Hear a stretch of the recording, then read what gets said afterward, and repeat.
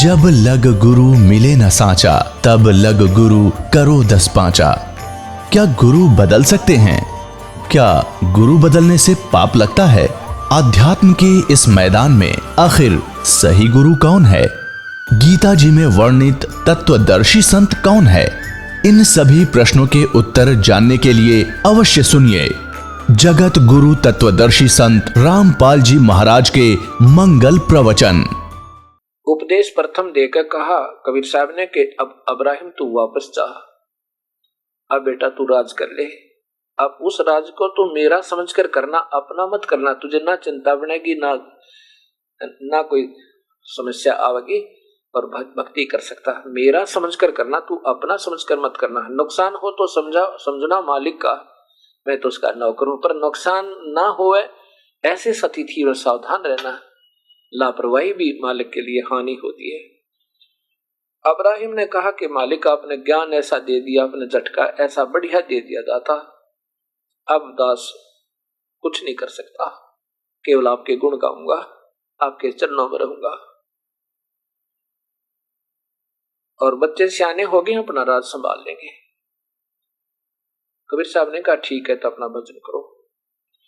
राजा को फिर भूख लगी शाम को, क्योंकि वो दोनों की दोनों जूते वहीं डाल आया था। जो प्रभु इतना साथ है, हरदम हमारे पास है, तो छोड़ इस क्यों माया के चक्कर में रहा। भूख लगी शाम को, शाम तो बिता दी, सुबह जोर की भूख लगी।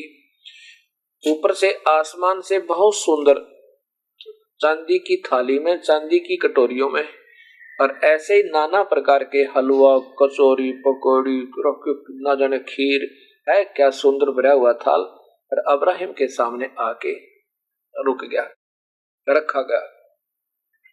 अब्राहिम ने जो ही उसका ऊपर का कपड़ा उठाया और देखा, उसमें तो नाना प्रकार के व्यंजन की खीर, न्यारी, हलवा अलग से है, कचौड़ी, पकौड़ी, पूरी, मंडेर बढ़िया बढ़िया है।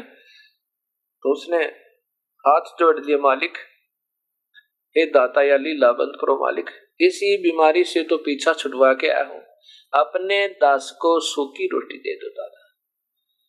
आकाशवाणी हुई कि अब्राहिम अब तू निर्मल हो चुका है, तुझे ज्ञान हो गया, अब तेरे ऊपर ये माया का असर नहीं, बेशक खा ले पुत्र ये रोटी, आज तो खा ले और कल से सूखी रोटी आ जाएगी। कहा दाता अब ये नहीं खाई जाती, इसको तो मैं त्याग कर आया हूं, आपकी रजा है, आप ही ने ये रजा बख्शी है। तो कबीर साहब ने कहा कि कोई बात नहीं पुत्र, आज तो खा लो। तो अब्राहिम ने एक रोटी खाई, फिर वो थाली अपने आप वहां से अंतर्ध्यान हो गई और कहा दाता कल ना बेचियो, कल मैं लकड़ी तोड़ूंगा, आपका दास गुजारा कर देगा। ऐसा कह करके लकड़ी तोड़कर लाता था जंगल से और उसको शहर में बेच देता था, और थोड़े से जो रोटियां जोगे पैसे मिल जाते थे तो उसको रोटियों से गुजारा करते थे। 1 या 2 दिन 4 दिन जैसा भी उन लकड़ियों से चल जाता था, अपना खाना खाते थे और फिर तोड़कर लाते थे, फिर बेचते थे, ऐसे गुजारा करते थे। कुछ समय के बाद कबीर परमेश्वर फिर मिले अब्राहिम को और कहा पुत्र अब तू सत्य नाम ले। सत्य नाम दिया। कुछ दिनों के बाद कबीर साहब ने कहा कि जो सारनाम मैं दूंगा पुत्र, वो मैं अपने हिसाब से दूंगा, ऐसे नहीं दूंगा, लेकिन ये सतनाम भी इतना कीमती मंत्र है कि तुझे हो सके 100 मनुष्य जन्म भी मिल जाएंगे अगर सारनाम भी नहीं मिला तो। और अगर इसका प्रतिफल नहीं लेगा तो किसी इस काल के लोक का कोई इंद्र, महाइंद्र या कोई देव, महादेव नहीं बनेगा तो तुझे फिर मनुष्य शरीर मिलते रहेंगे और हो सके कभी फिर यह दया हो जाएगी। लेकिन सारनाम दूंगा मैं जब तू योग्य हो लेगा, अन्यथा नहीं दूंगा। ऐसे ही 12 वर्ष बीत गए। कबीर साहब से प्रार्थना की अब्राहिम सुल्तान अदम ने कि हे दीनदयाल, आपका दास यदि योग्य हो गया हो तो सारनाम की दया करो। दाता आप ही कहते हो कि सारनाम के बिना जीव मुक्त नहीं हो सकता। कबीर साहब ने कहा पुत्र ये भी तो कहा है मैंने कि जब तक योग्य नहीं होगे मैं सारनाम नहीं दूंगा, चाहे कुछ भी कहो। आप 1 वर्ष के बाद आना। 1 वर्ष का दिन फिक्स किया कि उस दिन यहाँ सत्संग होगा अमुक नगरी में और यहाँ तू आना। अब्राहिम सुल्तान उस निश्चित तिथि को दिन सुबह सुबह जा रहा है, उस नगरी के अंदर से गुजर रहा है, गलियों के अंदर से सत्संग स्थल की तरफ, जहां पर कबीर साहब ने सत्संग करना था। साहिब का वहां एक कुटिया बना हुआ था। कबीर साहब ऐसे ही अन्य रूप बना करके संत रूप में आते रहते हैं, अपना भेद नहीं लगने देते कि मैं गॉड हूं, पूर्ण परमात्मा हूं, लेकिन संत रूप में आकर, गुरु रूप में स्वयं आकर के सत भक्ति ऐसे प्रशस्त कर जाते हैं। अब्राहिम सुल्तान उस सत्संग स्थल की तरफ जा रहा है। उधर से ऊपर एक छत के ऊपर एक लड़की जो कबीर साहब की शिष्या थी, वो ऊपर छत को साफ करके और कुछ कूड़ा ऐसे उठा करके गली में डाल दिया ऊपर से। नीचे से अब्राहिम सुल्तान अधम जा रहा था। अब उस लड़की ने नीचे देखा कि वो तो किसी व्यक्ति पर गिर गया। लड़की ने कहा, भाई साहब क्षमा करना, मेरे से गलती होगी, मैंने अनजानपने में डाल दिया है। अब्राहिम कहता है कि यदि मैं आज राजा होता तो तुझे मजा चखा देता, और बहुत लाल आंखें करके बहुत देर तक घूरता रहा। लड़की ने कहा, भैया मेरे से गलती होगी, मैंने जानबूझकर नहीं डाला। तो पूरा वो आ गया। कहाँ आ गया? सत्संग स्थल पर, जहां सत्संग होना था। उधर से वो लड़की भी कबीर साहब की शिष्या थी। वो जब आई सत्संग स्थल पर, उसने देखा कि वो व्यक्ति जो कह रहा था अगर मैं राजा होता तो तुझे मजा चखा देता। कबीर साहब से कहा, हे गुरुवर, ये जो सामने भक्त बैठा है, क्या ये कभी राजा था? कबीर साहब ने कहा, क्या बात बेटा, क्या कहानी हुई?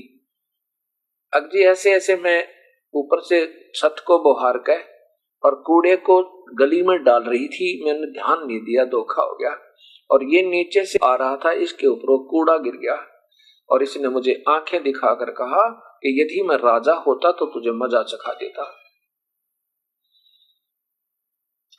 कबीर साहब बोले, बेटी यू राजा था, पहले बहुत बड़ा राजा था, छोटा राजा नहीं था, बहुत पैसे वाला था, पर कोई बात नहीं, बहुत अच्छा।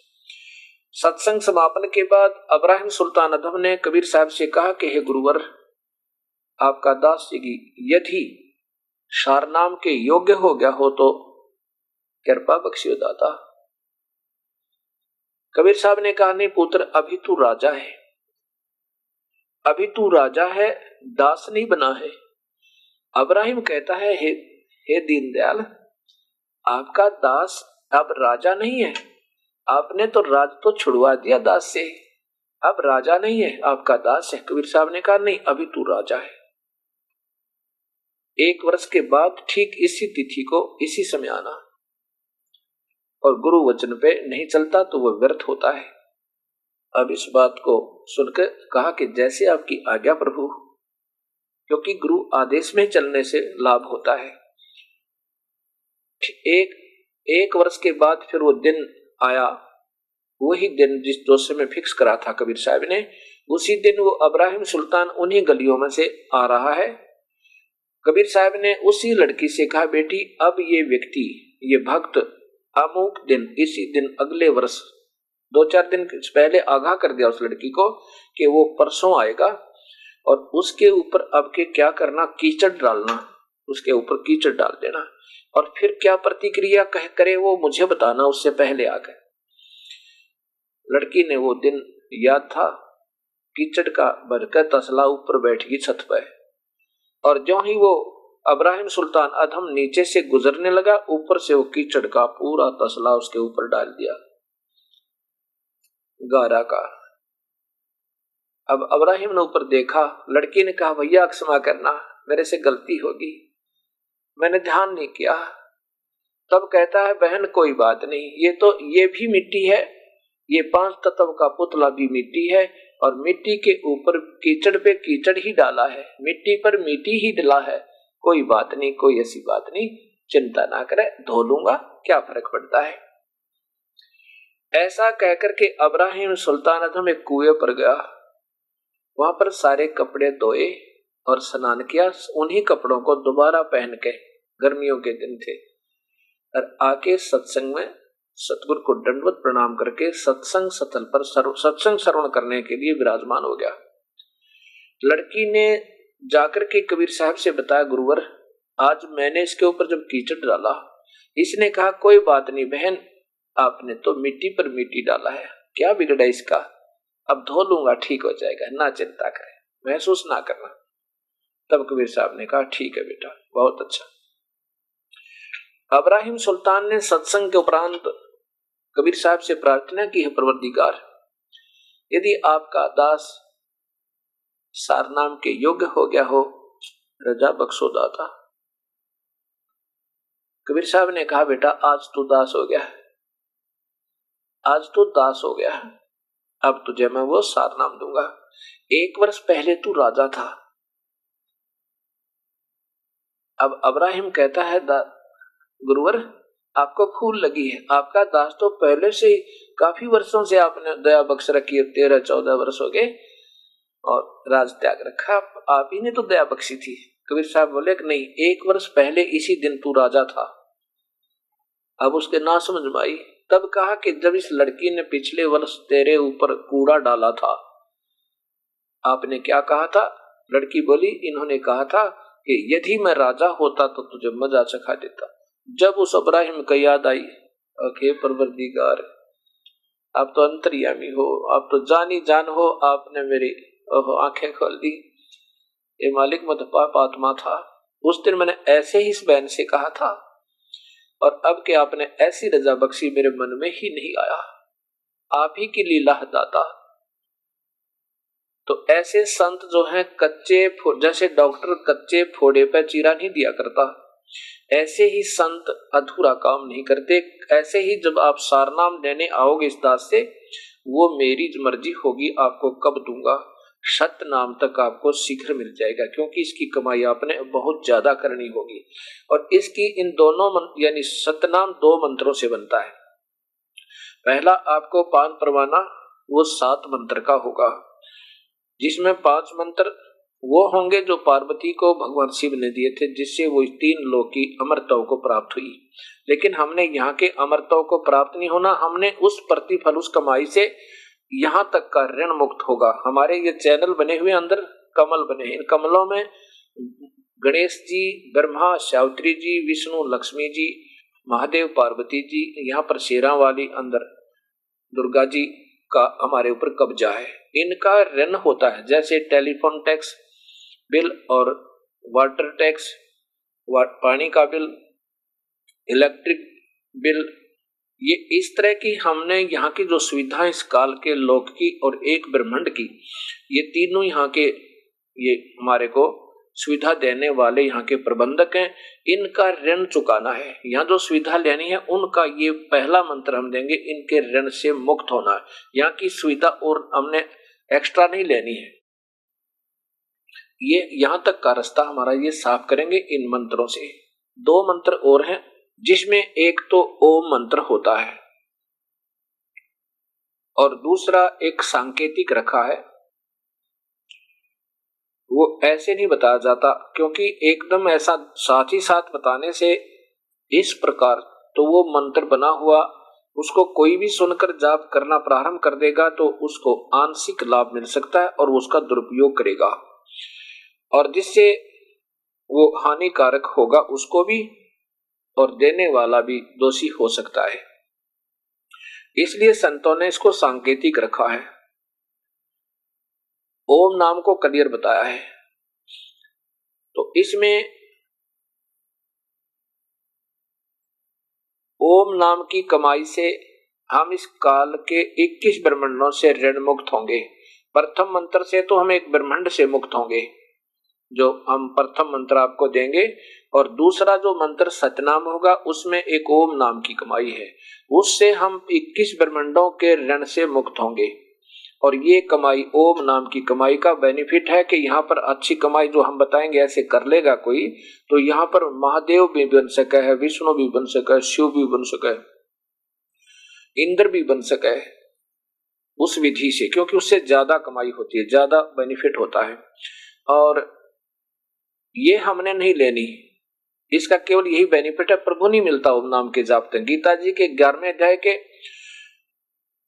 47, 48 और 53 और 54 श्लोक में स्पष्ट है कि वेदों में वर्णित विधि से ओम नाम का जाप अर्थात यज्ञ हवन आदि तप क्रिया से कहते हैं मैं नहीं मिल सकता अर्जुन, प्रभु तो मिल ही नहीं सकता, उससे अन्य बेनिफिट है तो वो हमने लेने नहीं, उसके बदले में हम इसको दे देंगे वह सारी कमाई, ये हमें ऋण मुक्त कर देगा।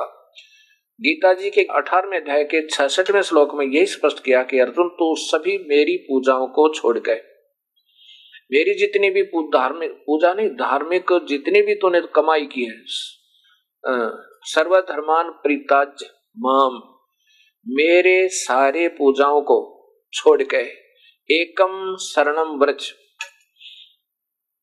अब यहां पर लिखा है कि मेरी जो है सभी जो मेरी पूजाएं तूने की हैं ओम नाम के जाप की मेरे लेवल की, वो मुझ में छोड़ गए।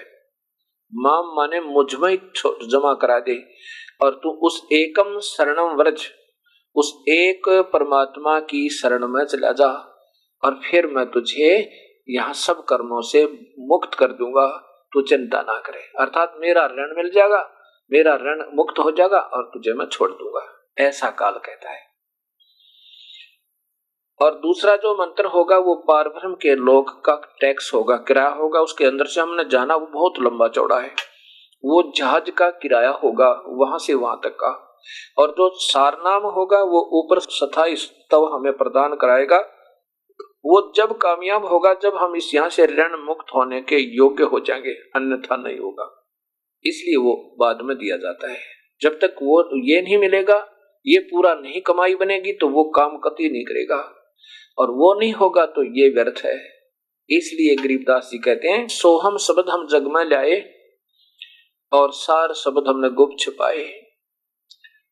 सुमरण के अंग में गरीबदास जी की वाणी में के सोहम ऊपर और है, सत सुकृत एक नाम, सत सुकृत नहीं है, वो और नाम है, वास्तविक सार नाम है। और उसके बाद जब ये जीव छुटकारा होगा इन तीनों विधि से, और 3 ही मंत्र 3 ही सतिथि मिलेंगे तो जीव छुटकारा होगा, नहीं तो ये जीव पार नहीं हो सकता, बेसिक बात बनावे। अब ये हम क्यों बार बार समय बढ़ा रहे हैं? अब जैसे अब संत जन हैं, वो पिछले बहुत अच्छे पुण्यकर्मी प्राणी थे, शास्त्र अनुकूल साधक थे, आज भी उनकी प्रभु में तड़प है और लगे हुए हैं, लेकिन विधि गलत हो जाने से अब वो बिल्कुल डिस्चार्ज होकर जाएंगे। ठीक है, पिछली कमाई तो उनको मिलेगी ही मिलेगी, और जो थोड़ा बहुत कोई शास्त्र पठन पाठन कर रहे हैं, थोड़ा बहुत सत्संग अकॉर्डिंग टू द गीता के अनुसार, कबीर साहब के अनुसार थोड़ा बहुत बता रहे हैं, वैसे तो जब उनको अधिकार ही नाम नहीं देने का नहीं है तो वो दोषी तो है ही है, क्योंकि उन भोली आत्माओं को गुमराह किए बैठे हैं जो ढूंढ अपने कोई सतमार्ग को ढूंढ लेते हैं घूम फिर के, अब उनको बांध लिया उन्होंने, ये पक्के दोषी है। ठीक है, उनका जो नित्य पठन पाठन कर रहे हैं स्वयं इन धार्मिक शास्त्रों का, उसका कुछ ज्ञान यज्ञ बन जाता है। ज्ञान यज्ञ का प्रतिफल जब कभी उनको मनुष्य शरीर मिलेगा तो उनके अकाउंट में जमा हो जाएगा, तो उनको थोड़ा बहुत लाभ मिल जाएगा, स्वर्ग आदि का, घंटे 2 घंटे 10 घंटे का राहत मिल जाएगी, और इससे ज्यादा लाभ नहीं है। ऐसे अब्राहिम सुल्तान अधम का कल्याण हुआ, कबीर परमात्मा ने उनको पार किया। अब देखो बात प्रसंग चल रहा था कि जैसे भगवान श्री कृष्ण ने सुदामा जी को धन दे दिया और दारिद्र मुक्त कर दिया, और इतना धन दे दिया कि सारे जीवन उसको बहुत रहा, पर्याप्त रहा।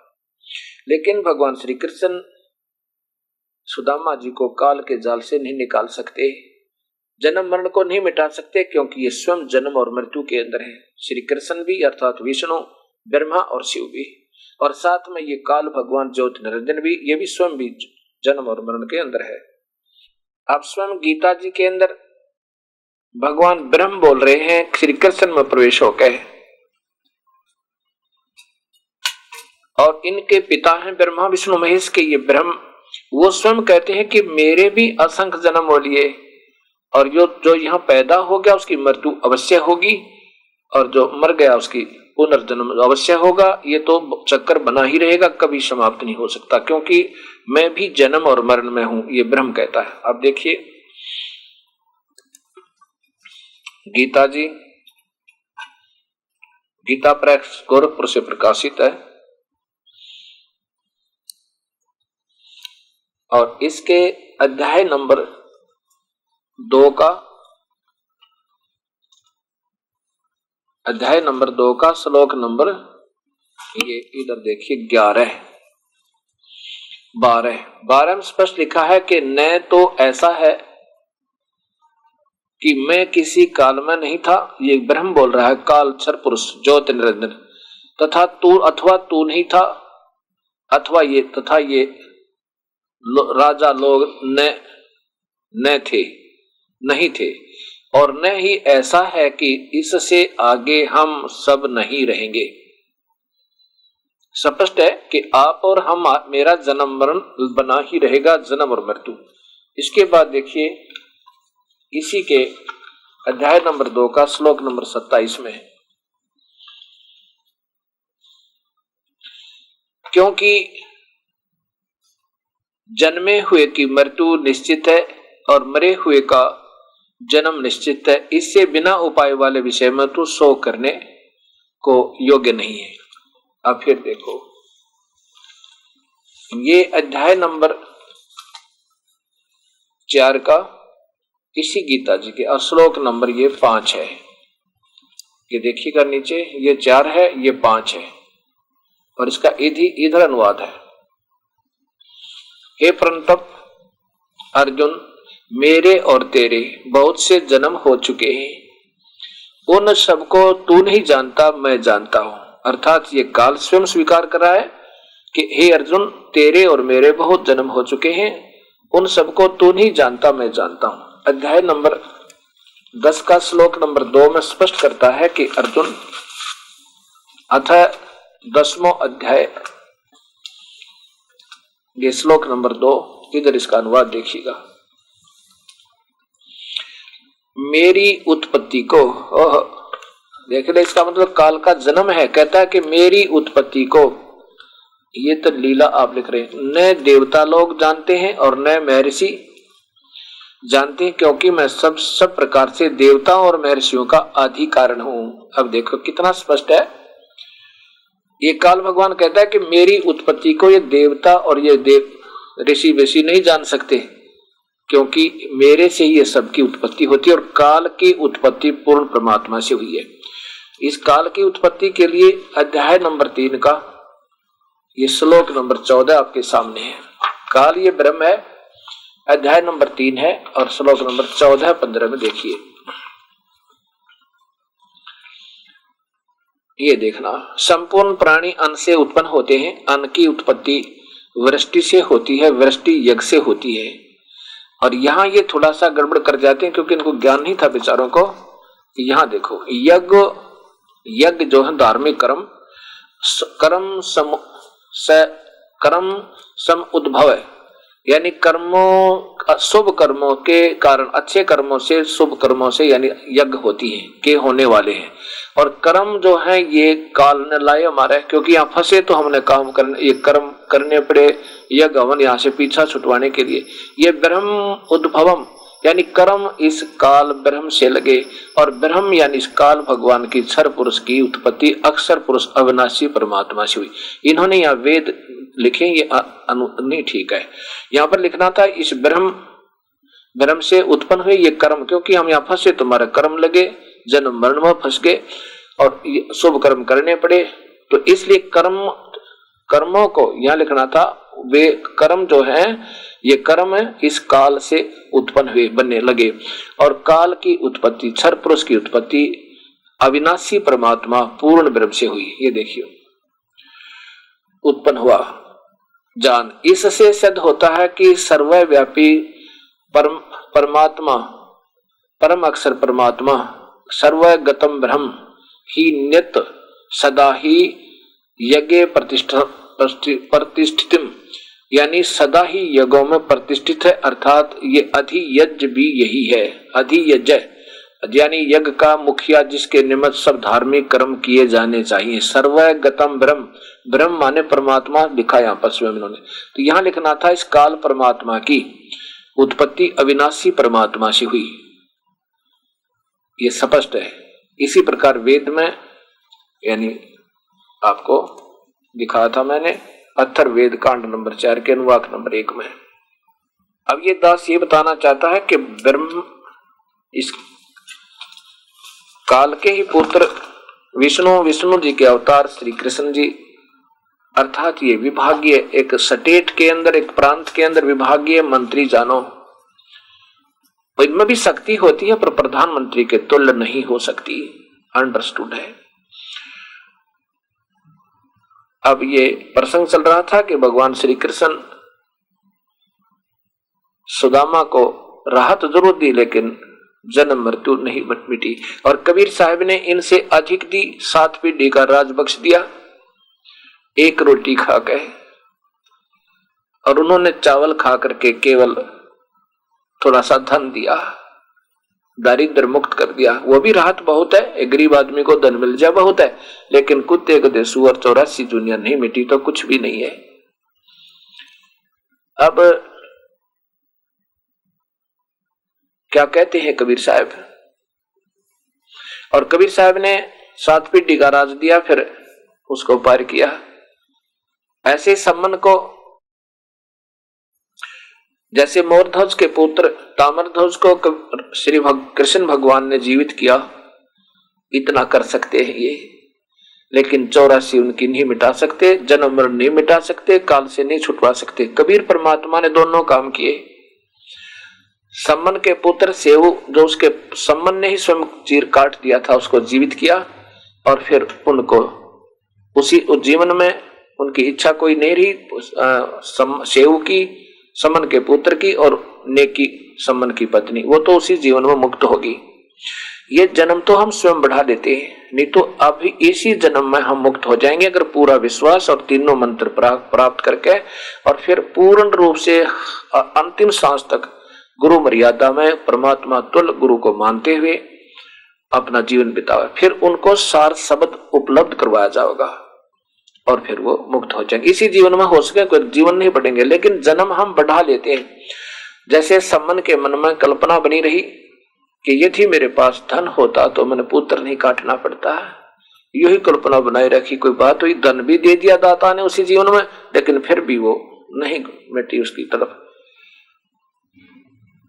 और उसको तीसरे जन्म में मुक्त कर दिया। अब्राहिम सुल्तान अदम वही सम्मन की आत्मा था, तीसरे जन्म में पार कर दिया। लेकिन श्री कृष्ण जन्म मरण नहीं छुटा सकते, प्रभु अवश्य है, 3 लोग के हैं, लेकिन पूर्ण परमात्मा कबीर साहब है। अब एक समय की बात है, अब्राहिम सुल्तान अदम अपने उस राजधानी के बनी में जाकर एक तालाब पर विराजमान हो गया। बलख शहर के तालाब के ऊपर जाके विराजमान हुआ, दाढ़ी बड़ी हुई, पुराने पुराने कपड़े, और वहां पर बैठा। पता लग गया गांव नगर निवासियों को कि राजा अब्राहिम सुल्तान आए हुए हैं और तालाब पर विराजमान है। सारा नगर को पता लगा, उधर से उसके पुत्र जो राजगद्दी पर बैठा था उसको पता लगा। वो राजा बना हुआ लड़का अब्राहिम सुल्तान अदम का आया और कहा, पिताजी आप घर चलो अब्बाजान, आप देख क्या हालत कर ली आपने, आप अपने घर रहो या भक्ति करो, और देखो आप मेरे पास ये ठाठ हैं, आज मेरे पास इतने घोड़े हैं, इतने हाथी हैं, आपकी मौज कर दूंगा, ये कर दूंगा, खूब सेवा करूंगा अपने पिता की। अब्राहिम सुल्तान अदम ने कहा कि पुत्र तू कुछ नहीं कर सकता, जो प्रभु कर सकता है। राजा में अभिमान हो जाता है, जवान बालक में तो और गनाव है। कैसे कहते हो पिताजी, यह कौन सी बात, मैं सब कुछ कर सकता हूं, एक आज्ञा दो मुझे। अब्राहिम सुल्तान ने एक नीडल, लोहे की सुई जो कपड़े सीने की होती है, लंबी सी छोटी सी, उसको एक उसी तालाब में डाल दिया और कहा, पुत्र अगर तू सब कुछ कर सकता है तो मेरी ये सुई ढूंढवा के दे दे, निकलवा दे तालाब तक। अब उसने खूब कोशिश की, अब सुई कीचड़ में मिला है कभी। कहने लगे, पिताजी कोई और जितनी सुई कहो अभी ला देता हूं, अगर नहीं मुझे वही सुई दे दो, जब जानू तो सब कुछ कर सकता है। कबीर साहब उसने उसके लड़के ने कहा कि क्या आपका अल्लाह खुदा ये कर सकता है, इसको ढूंढ सकता है एक एक सेकंड में? मेरा अल्लाह तो दूर रहा, उस अल्लाह की रजात है, ये सब प्राणी मेरे अपने हो गए, ये मेरी मदद में रहते हैं। उसी समय अब्राहिम ने कहा कि हे जल की मछलियां, इस दास की एक सुई आपके तालाब में गिर गई, रजा करोगी वापस देने की? इतने में एक मच्छी सुई मुख में लिए हुए उस नीडल को और सामने ऐसे कर रही है, ऐसे किनारे के साथ सामने ऐसे नाच फटफड़ा रही है और मुख सामने कर रही है। अब्राहिम ने पकड़ा और सुई पकड़ के वो गोता लगा के दूर चली गई। कहा देख पुत्र, तू नहीं कर सकता, वो प्रभु कर सकता है। प्रभु तो दूर रहा, मेरे हर जीव मेरा साथी हो गया, अब मुझे कोई दूसरा नजर ही नहीं आ रहा। इतना कहकर अपन उठा के कम्बल को चल पड़े। कहां पहुंचे? मक्का में पहुंच गए। मक्का में जाकर के उन अज्ञानी लोगों को, जो भोली आत्मा सोचती हैं कि मक्का में दर्शन करने से मुक्त हो जाएंगे, उनका अंधेरा हटाने के लिए वहां जाकर के मक्का की तरफ पैर करके अब्राहिम सुल्तान आदम सो गया, लेट गया। अब किसी ने बाहर बताया कि उनको काजियों को जाकर कहा, मुल्लाओं को, कि मक्का की तरफ पैर किए हुए एक व्यक्ति सो रहा है। मानता नहीं, हम कहते हैं, कहता है भगवान सब जगह है, अल्लाह सर्वव्यापक है, अल्लाह कोई विशेष स्थान पर नहीं है। ऐसा कहता तो मुल्ला और काजी गए वहां पर गुस्सा होकर और कहा कि ओ कमबख्त, तुझे शर्म नहीं आती? तू मुसलमान होकर के और मक्का की तरफ पैर करके सो रहा है, काफिर, तू क्या कर रहा है? अब्राहिम ने कहा कि काजी, जिधर अल्लाह नहीं है मेरे पैर को उधर कर दे, जहां अल्लाह ना हो उधर कर दे मेरे पैर को, आप ही कर दो, आप दया कर दो, मुझे बुखार आया हुआ है। अब उस मुल्ला ने, काजी ने पकड़े उसके पैर और दूसरी तरफ पटक दिए। वो मक्का उसी तरफ उठकर वहां से उसी तरफ दृष्टिगोचर होने लगा। अब गुस्से में तीसरी तरफ पटक दिया, चौथी तरफ पटक दिया, उधर ही मक्का साथ साथ जा रहा है। इतने में उसको पकड़कर गुस्से में ऊपर को कर दिया, ऐसे ऊपर को, पैर उसके ऊपर ही मक्का दृष्टिगोचर है, यथा स्थान पर नहीं है। आखिर में वो थक कर डाल कर चले, क्योंकि ये अभिमानी लोग होते हैं, इनकी महिमा बन जाती है। ये गुरु जो बन जाते हैं, ये नहीं मान सकते चाहे परमात्मा सामने आ जा, ये तो अपनी मान बढ़ाई में इतने गिर जाते हैं, ये नहीं मान सकते। तो पशु बन सकते हैं लेकिन सच्चाई स्वीकार नहीं कर सकते। सामने देखा कि इतना भक्ति युक्त प्राणी है और सत्य बता रहा है, फिर भी नहीं स्वीकार किया। और चाहिए था उस महापुरुष के चरणों में गिर के उपस्थित सभी व्यक्तियों ने और सतमार्ग पूछना चाहिए था कि ये क्या बात है, कैसे परमात्मा कौन है, कैसे प्राप्ति होती, लेकिन नहीं, क्योंकि वो गुरु लोग नहीं आगे बढ़ने देते। उन भोली आत्माओं को कहते हैं तो जादूगर है, ऐसे ही करता रहता है, ऐसे थोड़ा मक्का हमें दिखाई नहीं दे रहा होगा, ऐसे ही वैसे इसने हमारी आंखों में कुछ जादू कर दिया था। वो भोली आत्मा होती है, प्रभु की प्यासी होती है, गुरुओं को बंधी हुई होती है, ये स्वयं अंधे होते हैं, इस जीव को सतमार्ग पर नहीं लगने देते और ये स्वयं दोषी हैं, उस प्रभु के अंत में बहुत कष्ट पाते हैं। इस प्रकार ये पुण्यात्मा प्रभु को प्राप्त हुई। अब कबीर परमेश्वर की समर्थता का और प्रमाण ये दास देना चाहेगा। एक समय कबीर साहब जब काशी में स्वयं प्रकट होकर एक मानव रूप में लीला करने आए हुए थे, वो हिंदू और मुसलमानों को समझाया करते थे काशी में कि भैया प्रभु आपका दोनों का एक ही है और तुम दोनों ही शास्त्र के विरुद्ध साधना कर रहे हो, तुम्हें पूर्ण परमात्मा का ज्ञान नहीं और ना ही तुम्हारे गुरुओं को, ये केवल तुम्हें काल तक ही बांधे हुए है। और गीता और वेदों के विरुद्ध, हिंदू शास्त्रों के विरुद्ध हिंदू गुरु साधना करवा रहे हैं और मुसलमान उस पूर्ण अल्लाह का ज्ञान ना होने से गलत मार्गदर्शन प्राप्त है और साथ में मांस मिट्टी खा रहे हैं। अरे ये तो बहुत बुरा महापाप हो जाएगा। हिंदू भी मांस खावे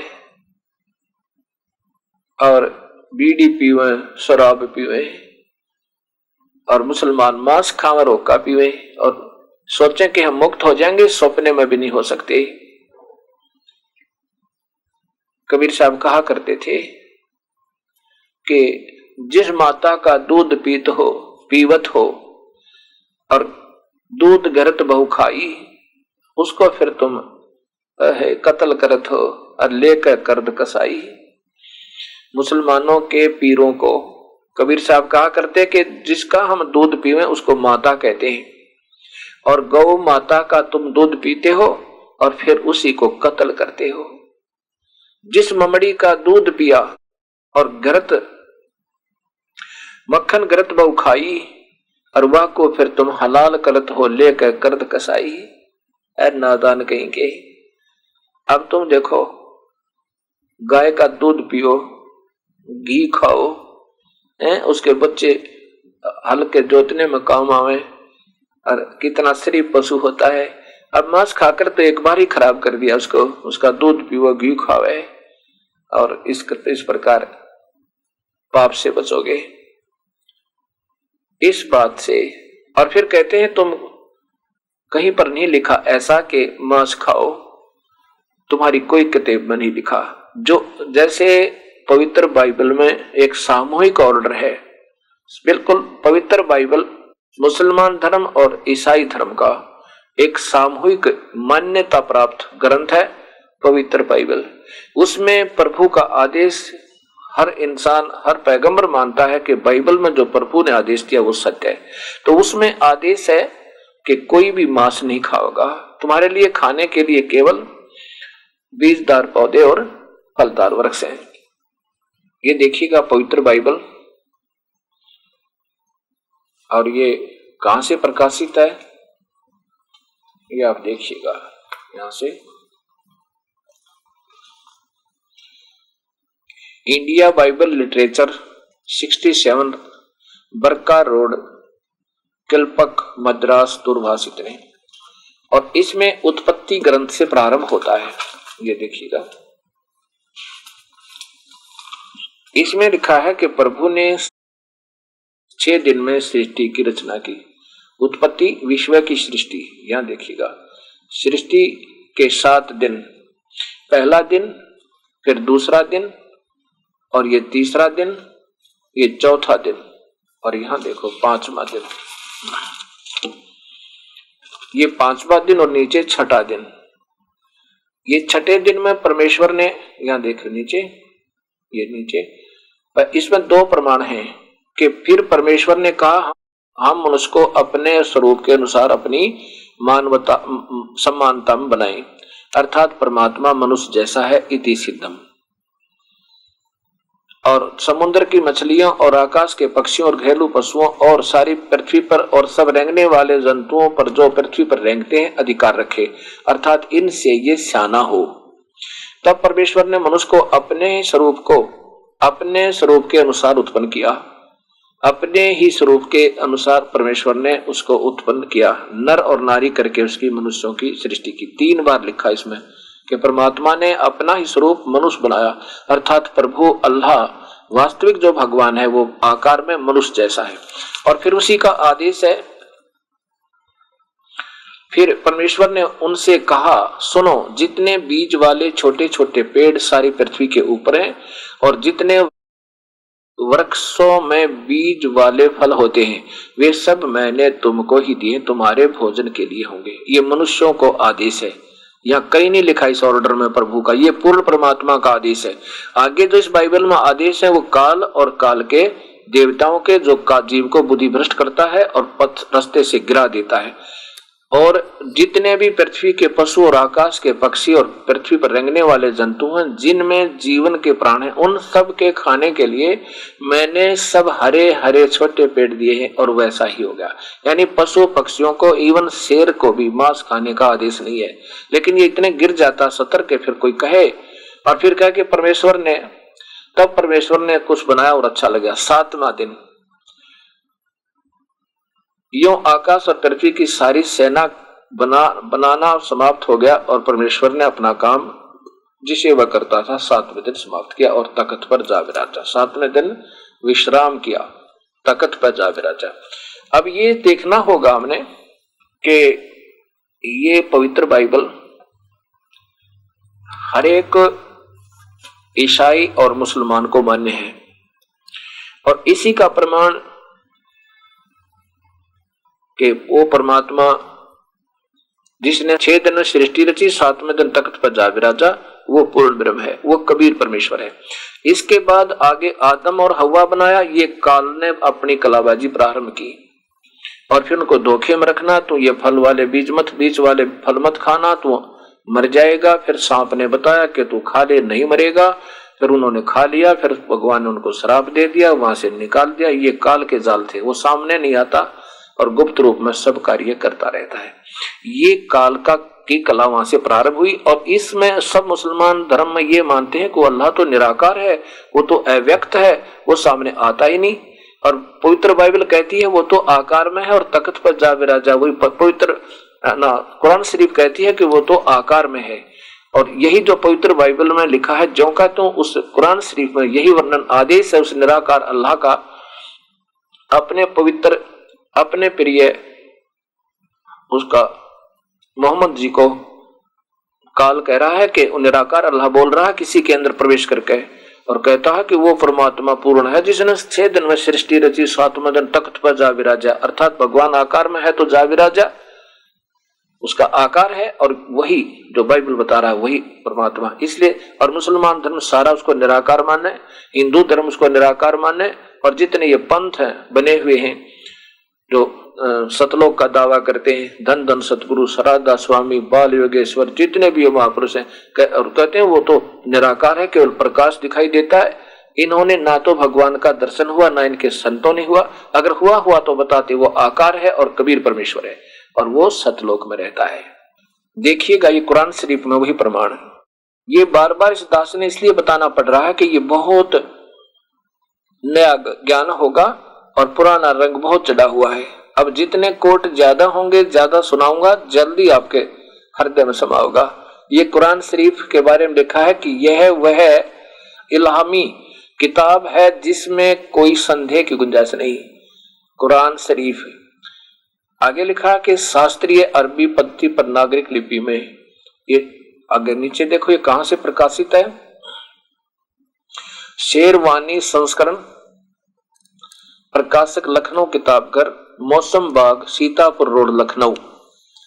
और यहां देखिए इसके कुरान सूरत नंबर 25, सूरत नंबर 25 है, प्रश्न नंबर 606 और 25 नंबर सूरत फुरकानी, सूरतुल होते नहीं सूरत कही जाती सीधी, सूरत फुरकानी 25 और 606। इससे पहले 605 पर आप देखेंगे कबीर शब्द का अर्थ है 704 706, ये वही 25 नंबर पे और नीचे देखो ये 604 पृष्ठ पे है।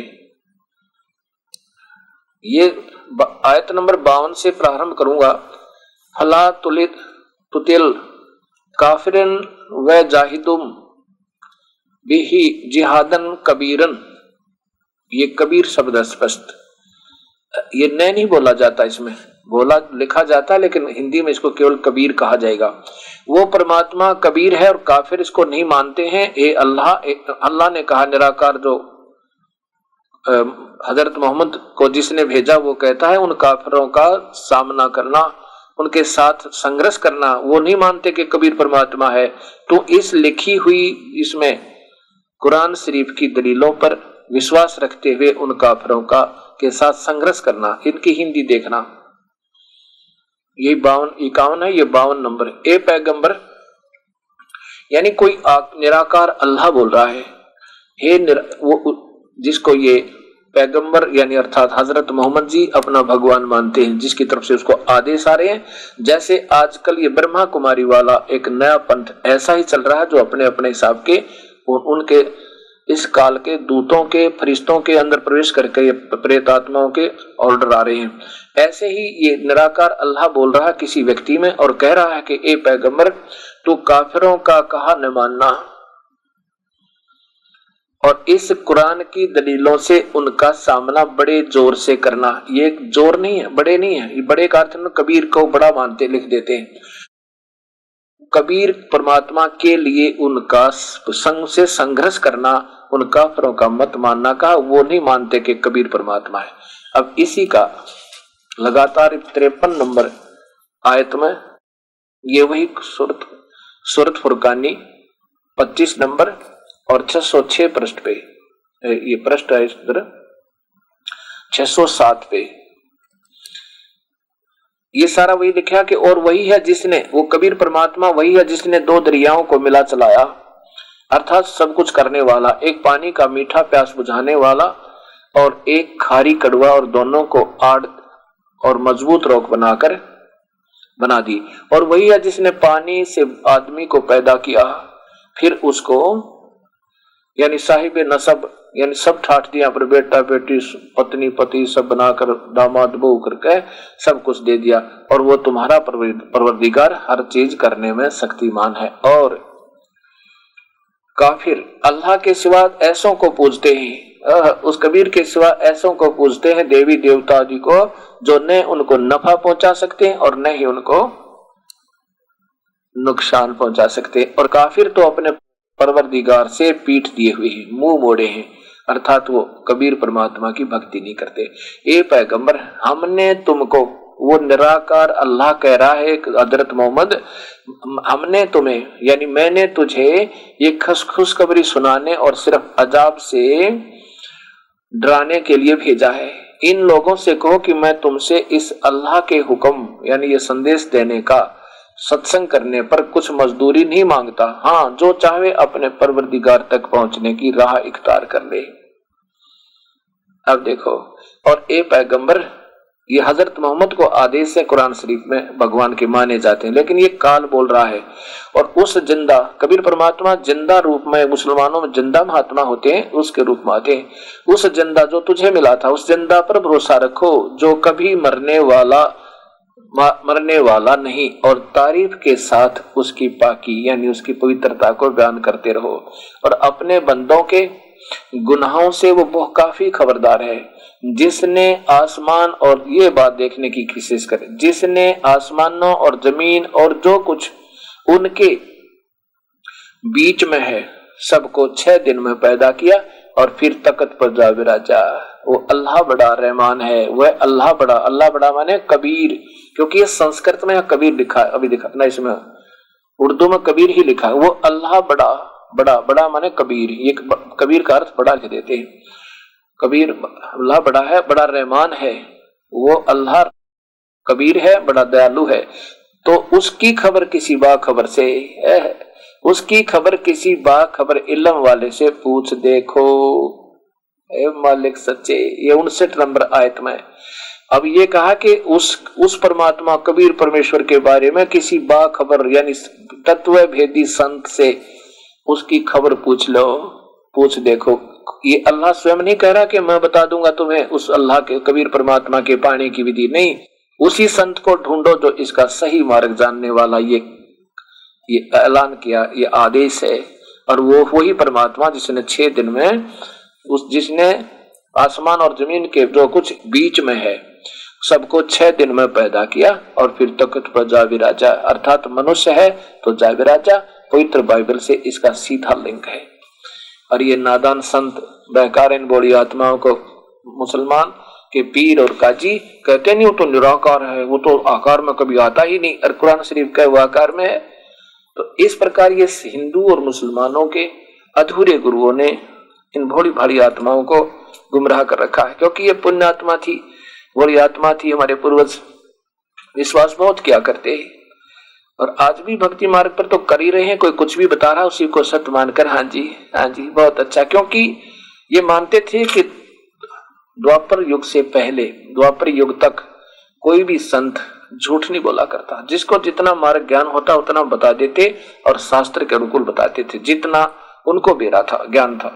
अब कलयुग में कोई डर नहीं रहा भगवान का, सब नास्तिक हो गए, स्वार्थी हो गए, महिमा के भूखे हो गए, और जिसके कारण ये सारा काम बिगड़ गया। अब इससे 2 बातें सिद्ध होगी कि वो अल्लाह निराकार, जैसे ये आपको बताया मैंने ब्रह्मा कुमारी के एक पंथ चल रहा है ऐसा ही, और ये सब सारा का सारा गलत मार्गदर्शन होगा। और ये भोली आत्माओं को लाखों की संख्या में ये बिगाड़ जाएंगे अंत में, ये नादान अटकलों अब वो क्या मानते ब्रह्मा कुमारी वाले कि वो गीता जो है भगवान कृष्ण ने नहीं बोली, कृष्ण के अंदर शिव भगवान प्रवेश कर गया और उसने बोली है। और शिव जब वही आदेश कहते हैं अब आ रहे हैं, जब वो आदेश वही भगवान एक ही है गीता को बोलने वाला, तो अब गीता बोली बाली रही उसकी, तो अन्य आदेशों की क्या आवश्यकता है? यही सोच लेना। इनकी बुद्धि देखो, अकल भगवान सोच दी दे दाता इन सबको, और ये बख्श दें इस भगवान की प्यारी आत्माओं को। जब उसी को मानते हैं कि शिव ने, ये शिव कौन है? ये महाब्रह्मा महाविष्णु महाशिव रूप में ये काल ब्रह्मलोक में रहता है एक ब्रह्मांड में, और वहां ये ऐसी लीला करके रखता है। तो उस ये मानते हैं कि भगवान श्री कृष्ण में प्रवेश करके जैसे वो गीता बोली थी वो उसी भगवान ने शिव ने बोली। और अब भी बोल रहे हैं कि अभी मान रहे हैं कि दो कुमारियों यानी कुंवारी लड़कियों में लड़की के अंदर प्रवेश करके कौन? पहले तो ब्रह्मा प्रवेश करे उसमें, और ब्रह्मा की आत्मा में मिला शिव प्रवेश करे, और तब वो बोल रहे हैं वो आदेश सही है। तो क्या भगवान के फिर ये आदेश गलत है? जब ये गीता बोली बाली है उसी भगवान की, उस ब्रह्म की, उस काल की, और वो खुद कहता है मैं काल हूं और काल ही की पूजा ये ब्रह्मा कुमारी वाले फिर दृढ़ कर रहे हैं, और वो भी गलत कर रहे हैं, क्योंकि ऐसे ही ये जो लिखा वो सत्य है। फिर और भगवान ही बदल गया या वो अपनी दोगली बात करेगा कि आज उस चैलेंज और उसको चेंज कर देगा अपने ऑर्डरों को।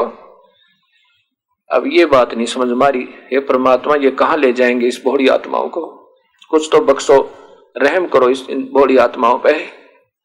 ये काल के दूत बोल रहे इन मां के, इन लड़कियों में ये प्रेत आत्मा जो भ्रष्ट है ना, पहले के जिन संतों ने कोशिश की अपने मनमुखी साधना करके और वो पत्र बन गए, और पत्र बनकर वो किसी में भूत की तरफ प्रवेश कर जाते हैं और अपनी मनमुखी बातें उनके अंदर बोल रहे हैं। ये डरते भोड़ी आत्मा, ओहो देखा अब तो ये निष्कति, ये तो ऐसे निढाल होगी थी ये लड़की, इसमें तो शुद्ध बुद्ध नहीं रही थी, और फिर ऐसी कड़क के बोलती है या करो था आ जाओ आपको सैकड़ों दिखाऊं ऐसे भूत प्रवेश किए ना जाने क्या क्या बोले। तो क्या ये परमात्मा के आदेश है?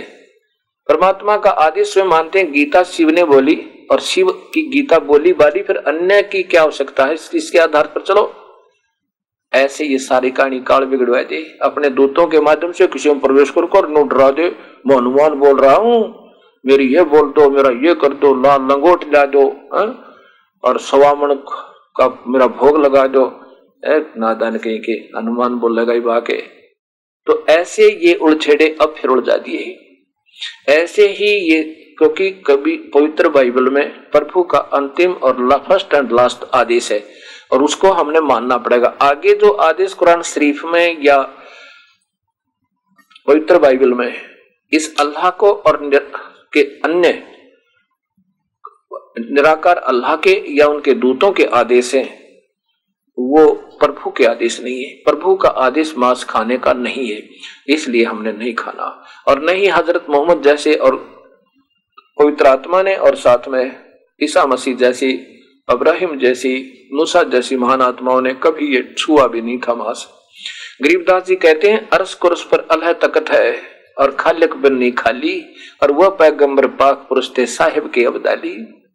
अरस कुरस पर आसमान के ऊपर कबीर परमेश्वर का अल्लाह यानी सारी सृष्टि के मालिक का ताकत है, और इस खालिक बन्नी खाली, उस खालिक यानी पूर्ण परमात्मा के बिना यहाँ एक रज्मा भी खाली नहीं, उसकी निराकार शक्ति आज सबके अंदर समाई हुई है।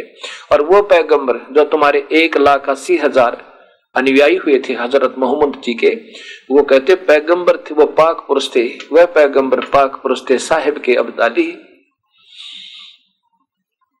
वो तो कृपा पात्र थे उस प्रभु के, वो तो पवित्र आत्मा थी, वो मांस मिट्टी नहीं खाते थे। आगे बताते हैं कि नबी मोहम्मद नमस्कार है, नबी मोहम्मद नमस्कार है, राम रसूल कहाया, 1,80,000 को सौगंध जिन नहीं कर चलाया। अब कबीर साहब की प्यारी आत्मा गरीबदास जी कहते मुसलमानों ये गुमराह कर रहे तुम्हारे को, ये काजी और मुल्ला। 1,80,000 को सौगंध जिन नहीं कर चलाया, नबी मोहम्मद नमस्कार है। वो तो पूजनीय आत्मा थी, सी पुण्य आत्मा जिन्हें संघर्ष किया एक अल्लाह पर लगाने के लिए। लेकिन ऐसे ही ये काल अपने फरिश्तों को भेज के इन भोड़ी आत्माओं को दबाव देकर डरा डरू के और अपना ज्ञान भर देता है। फिर पीछे से परमात्मा आते हैं या उनका संत आता है, तब तक वो इतने प्रभु बन जाते हैं वो उस समय के पैगंबर यानी संदेशवाहक संत, वो काल यानी जब वो काल के दूत बन गए, क्योंकि उसी तक की साधना बता रहे हैं, चाहे हिंदू या मुसलमान कोई भी पैगंबर या संत बने, उनमें ये काल ने अपने हिसाब से निराकार अल्लाह ने अपने लेवल का ज्ञान उनमें जमा कर दिया। और जब परमेश्वर आते हैं या अपना सत संदेश वाहक अपना दूत भेजते हैं, रसूल भेजते हैं, फिर उसकी कोई सुनता नहीं। इस करके ये काल बिगाड़ जाता सारी कहानी को। तो यहाँ जहां तक पूर्ण परमात्मा के आदेश हैं वो बिल्कुल सही है। और इसमें यही लिखा हजरत मोहम्मद को उस कुरान शरीफ में सूरत फुरकानी 25 आयत 52 से 59 खूब पढ़कर देखना। उसमें स्पष्ट लिखा कि वो परमात्मा कबीर है और वो वही है जिसने 6 दिन में सृष्टि रचकर 7वें दिन वहां पर विश्राम किया। सीधी सी बात, दूसरी बात ही नहीं। और उसकी खबर अल्लाह नहीं बता रहा कि मैं बता दूं उसको कैसे मिलेगा, ये निराकार अल्लाह नहीं बोल रहा, वो नहीं बता पा रहा कि मैं बता दूंगा, नहीं। ऐसे ही गीता जी में कुरान शरीफ में लिखा है कि उन संतों ने ढूंढ ले उन बाखबर, उसकी खबर उसको कैसे पाना है, किसी बाखबर यानी पूर्ण संत है जो उसके मार्ग का सही जानकार हो, उसको उससे पूछ ले। ऐसे ही गीता जी अध्याय नंबर 4 के और श्लोक नंबर 34 में स्पष्ट किया है। ये देखिएगा, ये गीता प्रेस गोरखपुर से प्रकाशित, और इसमें अध्याय नंबर 4 और श्लोक नंबर 34 में बिल्कुल स्पष्ट है। ये देखिएगा,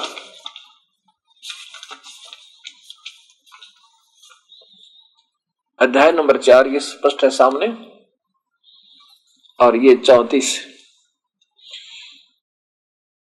उस ज्ञान को तू तत्वदर्शी ज्ञानियों के पास जाकर समझ, उनको भली भांति दंडवत प्रणाम करने से, उनकी सेवा करने से और कपट छोड़कर सरलता पूर्वक प्रसन्न करने से वे परमात्म तत्व को भली भांति जानने वाले ज्ञानी महात्मा तुझे तत्व ज्ञान का उपदेश करेंगे। हे परमेश्वर, अब ये काल बोल रहा है, निराकार बोल रहा है, अर्जुन को बता रहा है, कृष्ण में प्रवेश करके, श्री कृष्ण जी में प्रवेश करके अर्जुन को बोल रहा है। वो काल जिसको ब्रह्मा कुमारी वाले कहते हैं वो शिव बोल रहा है, वो शिव है, वो काल है। ये मां ब्रह्मा महाशिव रूप में, महा विष्णु रूप में, ब्रह्मलोक में एक ब्रह्मांड में रहता है। अब स्पष्ट हो गया। अगर भगवान ब्रह्म ने अपनी पूजा के बारे में स्पष्ट किया है कि मेरा अगर तुमने सिमरण करना है, तो 8वें अध्याय के 12 और 13 श्लोक में स्पष्ट लिखा है कि मेरी पूजा ओम नाम के जापते कर ले। अपनी तो बता ही रहा, कोई नो सोचे कि भगवान मेरे लिए बता रहा है, उन संतों ने ढूंढ ले, नहीं। 8वें अध्याय की 12 और 13 श्लोक में स्पष्ट लिखा है कि ये ओम नाम का जाप है मेरी पूजा करने का। वो तो अपनी तो बता ही दी। उस परमात्मा पूर्ण ब्रह्म के बारे में उन संतों ने ढूंढ ले जो इसके सतमार्ग के जानने वाले हो। ये अध्याय नंबर 8 और श्लोक नंबर ये 12 और 13 इकट्ठी ही संस्कृत सरलार्थ किया है। ये ओम नाम स्पष्ट लिखा है, ये देखिएगा, ये ओम नाम है ब्रह्म यानी मुझ ब्रह्म, माम ब्रह्म, मुझ ब्रह्म का, माम ब्रह्म, मुझ ब्रह्म का ओम, इस एक अक्षर के नाम का उच्चारण करता हुआ स्मरण करो। ए बंदी छोड़, अपना तो बता ही रहा कि मेरा तो माम ब्रह्म, मुझ ब्रह्म का इस एक अक्षर ओम अक्षर से उदाहर माने उच्चारण स्मरण उच्चारण करता हुआ मुझे स्मरण करो। ये अभ्यास योग मेरा हो गया। कहा ना, जिस भी अभ्यास योग से युक्त होकर जिसका सिमरण करेगा उसी को प्राप्त होगा। मेरा सिमरण तो ओम नाम का है और उस परमात्मा की भक्ति करने उसके आधार पर करो, सीधी सी बात है। ये देखो,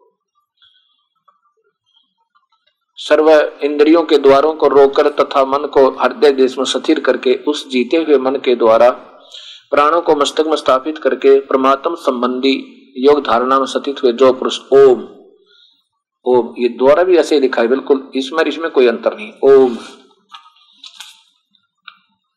इस यहां लिखना था, ये थोड़ा सा अपना गोलमोल कर जाते हैं। माम ब्रह्म ये लिखना था, माम ब्रह्म, मुझ ब्रह्म का, मुझ भ्रम का इस ओम नाम के एक अक्षर से जो व्याहरण माने उच्चारण करता हुआ, और ये देखो अनुसमण माने चिंतन करता है, समन करता है और शरीर को त्याग जाता है, वो पुरुष परम गति को प्राप्त होता है। मेरी परम गति यानी काल जितनी परम गति दे सकता है उतना लाभ ये दे सकता है।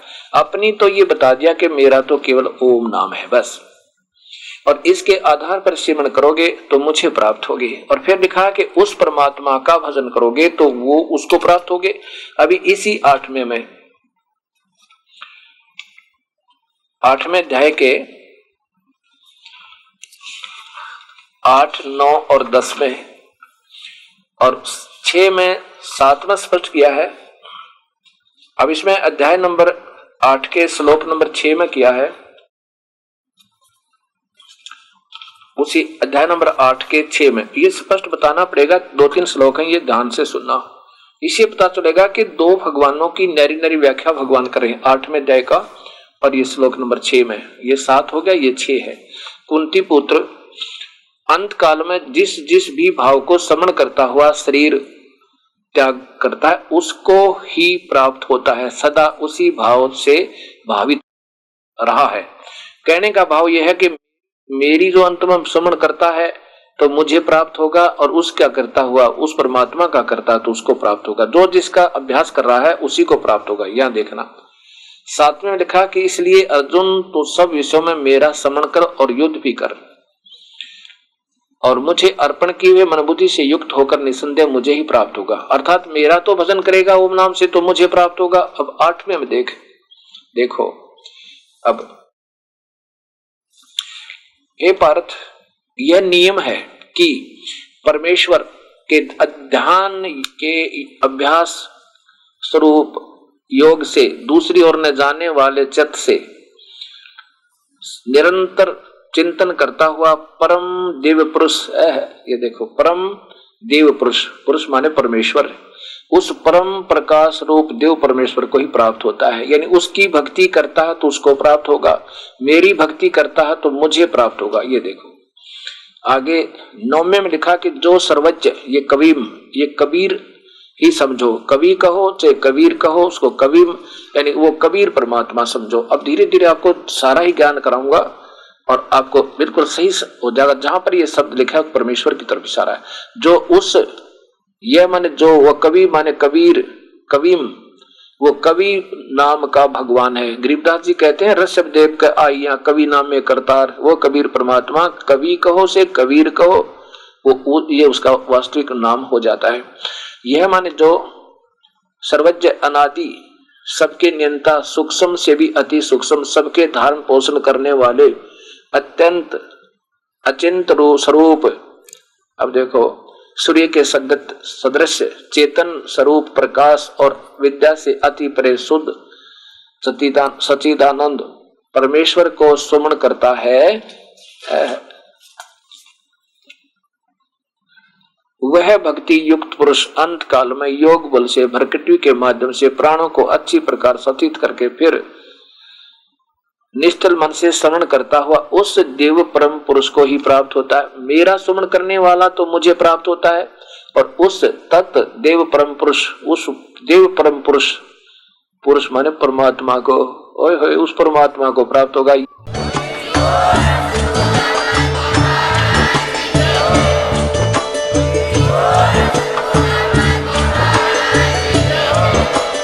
आप सुन रहे थे जगत गुरु तत्वदर्शी संत रामपाल जी महाराज जी के मंगल प्रवचन। अधिक जानकारी के लिए विजिट कीजिए हमारी वेबसाइट www.jagatgururampalji.org। संत रामपाल जी महाराज जी के शुभ आशीर्वाद से पूरे विश्व भर में 500 से भी ज्यादा नाम दीक्षा केंद्र हैं, जिन पर संत रामपाल जी महाराज जी द्वारा ऑनलाइन निःशुल्क नाम दीक्षा दी जा रही है। अपने नजदीकी नाम दीक्षा केंद्र का पता करने के लिए संपर्क करें 8222880541।